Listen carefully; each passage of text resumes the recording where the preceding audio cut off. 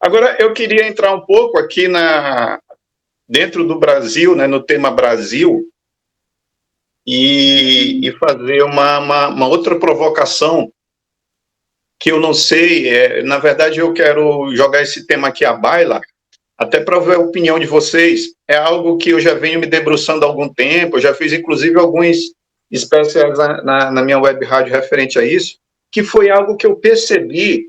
Claro que todos nós sabemos que o rock and roll nasceu nos Estados Unidos e ele virou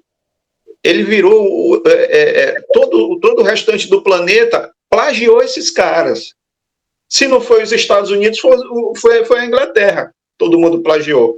Mas quando eu me lembro do Brasil, e aí eu lembro, aí a gente vai entrar aqui na produção, nas majors, nas gravadoras. Sim. Eu, em determinado momento, eu me deparei com alguma coisa assim. Eu comecei a observar que sempre que tinha alguém lá fora, algum movimento lá fora, existia um artista ou então uma banda correspondente aqui. Então, eu comecei a observar, por exemplo, Elvis Presley. Elvis Presley, depois da morte da mãe dele, depois que ele voltou, que ele teve na Alemanha, né, no exército americano, servindo o exército, e ele mergulhou ali naqueles filmes, e o Elvis virou outro cara, né? Ele era um artista do rockabilly, ele virou um crooner, né? E nesse mesmo momento, se a gente for observar o Brasil, a gente tem Roberto Carlos, com uma movimentação muito parecida, de um cara que surgiu ali, né, Jovem Guarda, aquela coisa da guitarra, depois, e depois da virada para os anos 70, o cara mergulha no cancioneiro romântico, né?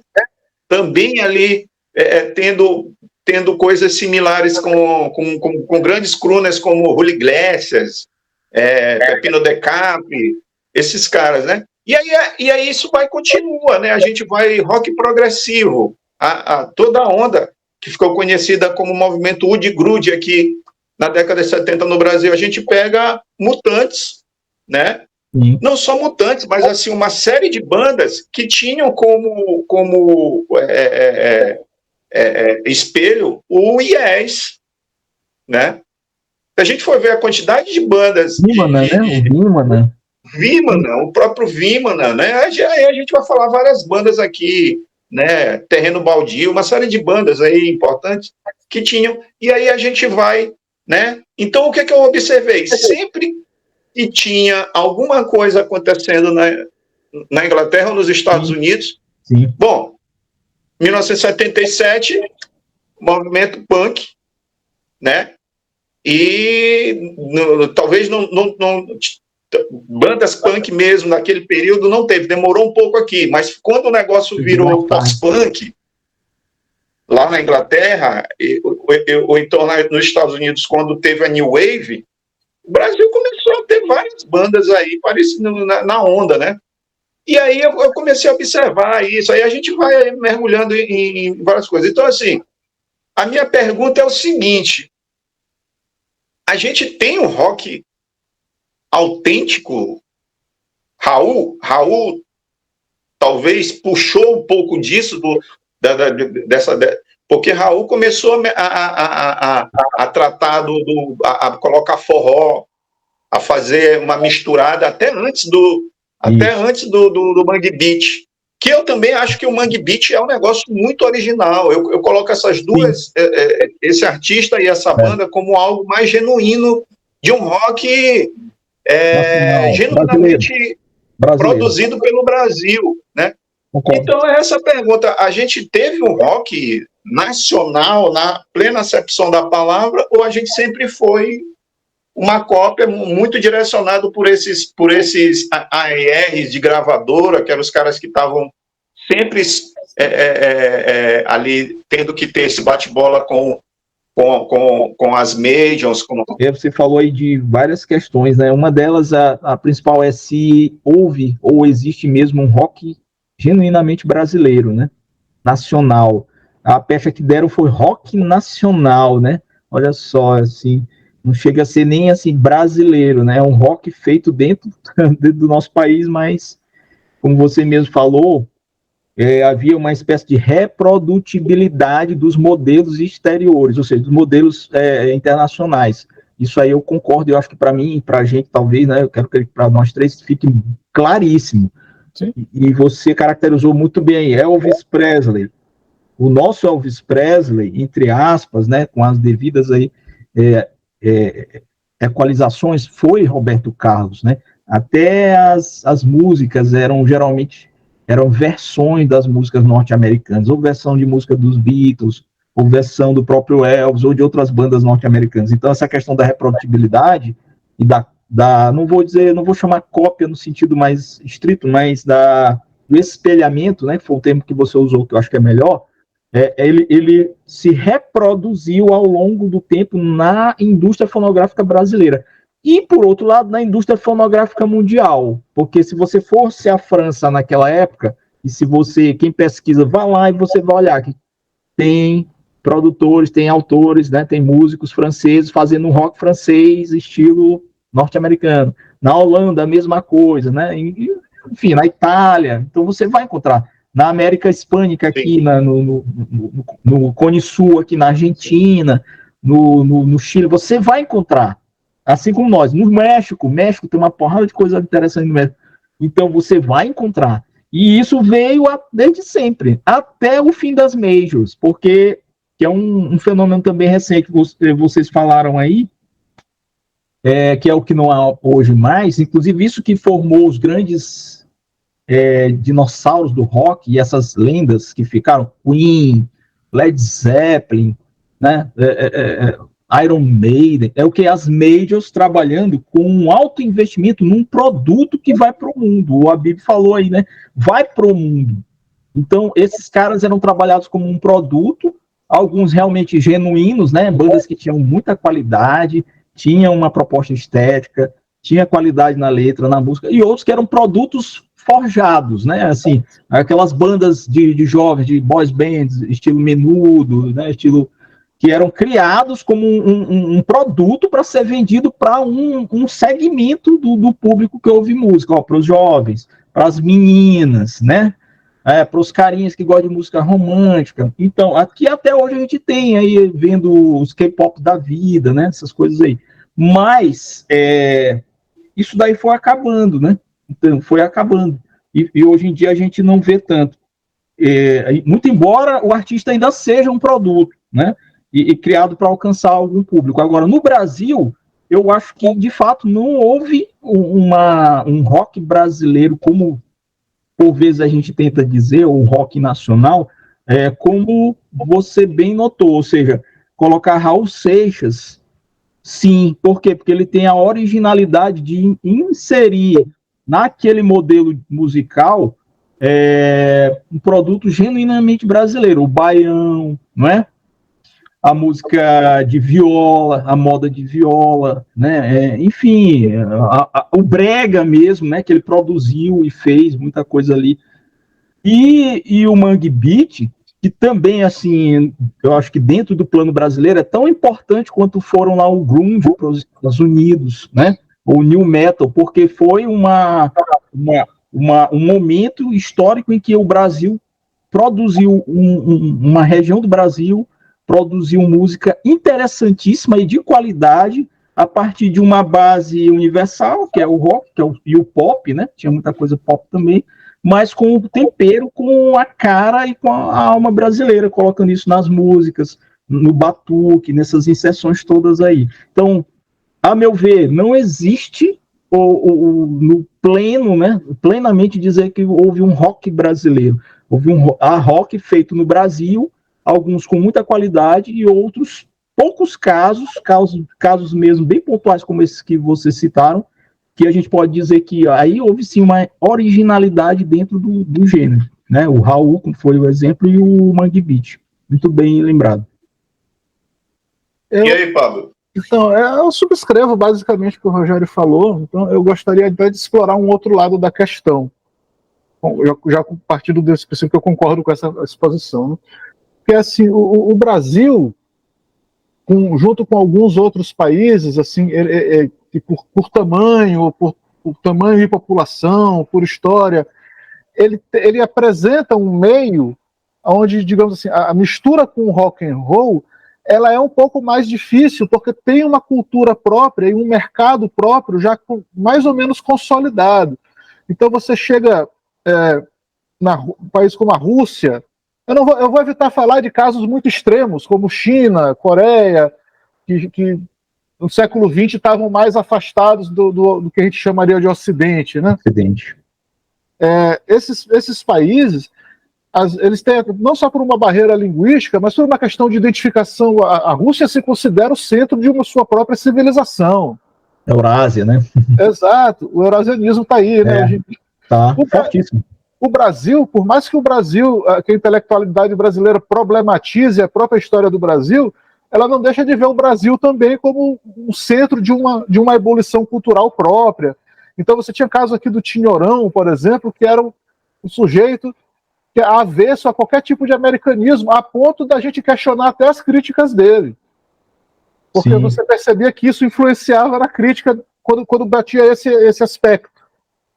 Então, eventualmente... Um fanismo, né? Um certo fanismo musical, né? Sim. Aquela coisa. Um exemplo de um país menor, Cuba, né? Mesmo antes da Revolução, sempre era uma usina cultural. Por outro lado, você vai ver países, como na Europa, principalmente, que são países que têm uma história muito, muito longa também, mas que, de repente, por uma proximidade da anglosfera, né? Inglaterra e Estados Unidos eu vou julgar no balaio só aqui, culturalmente eles têm uma continuidade. Sim. Mas você vê, na Alemanha, o Scorpions não pensou duas vezes, ele foi cantar em inglês. Isso. Assim, eu não estou falando nem da estética musical, né? A língua, o ABBA. Também, da Suécia, né? O ABBA tinha essa opção. Eu acho que eu vi algum membro do ABBA, ou alguém falando sobre eles, assim, olha, o ABBA, se ele cantasse em sueco, ele ia fazer 3 shows por ano. Com certeza. E 2 ia ser na capital. É verdade. Não teria saído da Suécia, né? Não teria saído de lá. Não ia virar um... Um exemplo interessante, que eu acho que o Rogério passou rapidamente, é a Argentina. A Argentina, ela absorveu o rock de uma maneira mais aberta do que o Brasil. Muito mais, é verdade. E tem bandas espetaculares, né? A gente pensa o Raigoso, o Invisible, Crucis, bandas incríveis. E não só a Argentina era um país grande, razoável, menor que o Brasil, mas ainda grande, pelo menos uma população do tamanho de São Paulo, mas o músico argentino, o roqueiro argentino, ele ia fazer show no Peru, no México, na Colômbia, então, no Chile. Exato, então tem um mercado com a música em espanhol imenso. Grande, né? Então esse tipo de coisa acaba garantindo algum nível de, imagino eu, né? Algum nível de originalidade. Uma capilaridade internacional, né? Vamos dizer assim, né? Exatamente. Deve existir algo assim no mundo árabe. Sim, perfeito. Muito provavelmente. Essa analogia é perfeita, né? Já a gente tocava o quê? Para onde? Para cá, para o Brasil mesmo. As bandas aqui, Legião Urbana nunca foi excursionar nos Estados Unidos, né? Que o pessoal fala, uma das maiores de todo o tempo. Os Paralamas, hoje sim. O Paralamas é um caso à parte, né? Isso aí deve aprender a cantar espanhol. Exatamente. Eles são um caso à parte, inclusive lá na Argentina, né? Que eles são cultuadíssimos. Mas o resto era só aqui mesmo, para consumo interno, né? Ninguém ia tocar na Inglaterra, ninguém ia fazer show no Chile, na Colômbia, né? Fora casos assim, extremamente exóticos, como Morris Albert. Sim. Exceções, né? As exceções. Mas é tão exótico que tá muito fora da curva. Foge totalmente ao padrão, né? Esperado. Um brasileiro que se tornou sucesso mundial, né? Uma música cantada em inglês, aquela coisa toda, né? E durante muito tempo, até por razões ideológicas, isso aí era polêmico. A gente está aqui tratando do assunto até de uma maneira tranquila. Mas 20, 30 anos atrás era polêmico, era quase considerado, era execrável para um lado a opinião do outro, nesse sentido. Já havia uma polarização desse assunto. Sim. Né? Quem cantava em inglês, né, não cantava em português. Exato, você estava reproduzindo enlatado americano. O que tinha qualidade era o que era daqui, a MPB, né? Exatamente. Com certeza.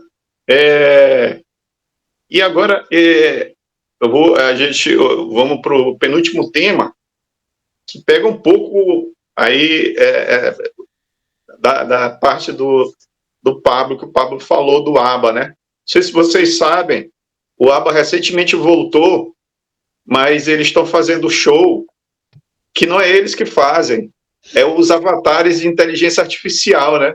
Isso. O Kiss também, né? O Kiss também fez isso. Isso está rolando. Isso está rolando hoje. Lá na Suécia tem uma série de shows durante a noite inteira. 1 hora e pouco de show acaba e é uma galera que vai assistir eles através hologramas. Hologramas, né? 3D. O próprio Kiss, né? Sim, agora recentemente também, né? Criou aí os hologramas deles. O Kiss, pô, isso é muita cara do Kiss, né? Os caras são loucos por dinheiro, né? Isso é muita cara do Kiss. O Kiss, inclusive, tinha que ser um dos precursores desse negócio, né? Com certeza. Então, a pergunta é o seguinte, já que a gente está falando aí também que o tema principal é o que será do rock and roll, então quer dizer que será mais ou menos isso que foi o que o Damon Albarn, do Blur, sacou quando ele criou, né, aquela banda dele, que talvez a primeira banda ali né? Né? O Gorillaz lá dos bonequinhos, né? Então, isso de repente, vocês acreditam que isso vai pegar, isso vai ser uma tendência aí para o futuro, daqui para frente, com essa coisa da inteligência artificial? Olá, Pablo, começa Beleza. Primeiro, eu gostaria de dizer que isso não é tão original, né? O Sgt. Pepper's Lonely Hearts Club Band, que é um disco, ele não só talvez um dos primeiros discos conceitual, como o conceito girava em torno de uma banda falsa, fictícia, né? Fictícia. Sim. A banda do Sargento Pimenta. Sim, a própria indústria cultural reproduziu Beatles e outras bandas na forma de desenho animado, revista em quadrinhos. Acho digno de nota aqui que essa coisa do holograma tinha sido pensado para artistas que, no caso, trazer um Fred Mercury de volta, né? E quem está... Elvis Presley, né? Alguns shows... exato. Você trazer... do Elvis, né? Reproduziu caras que já não estão mais entre nós. Isso, os mortos. E, na verdade, quem está usando são os vivos. Os vivos já estão também nessa, existe uma coisa que também, assim, como a idade vai chegando para todo mundo, você falou do Damon Albarn. Cara, o Damon Albarn, ele provavelmente... eu não me espantaria se ele tivesse 60 anos. Acho que está por aí. Bom destacar. O que costuma acontecer para os artistas hoje em dia são duas coisas que estão muito em voga. Uma é a venda do catálogo em vida. Eles estão vendendo o catálogo deles para grandes capitalistas, empresas que enxergam um lucro nisso no mercado futuro. O sujeito lá, o Bob Dylan, já vendeu, gente grande vendendo, né? Sim. Então, herdeiros, prestem atenção.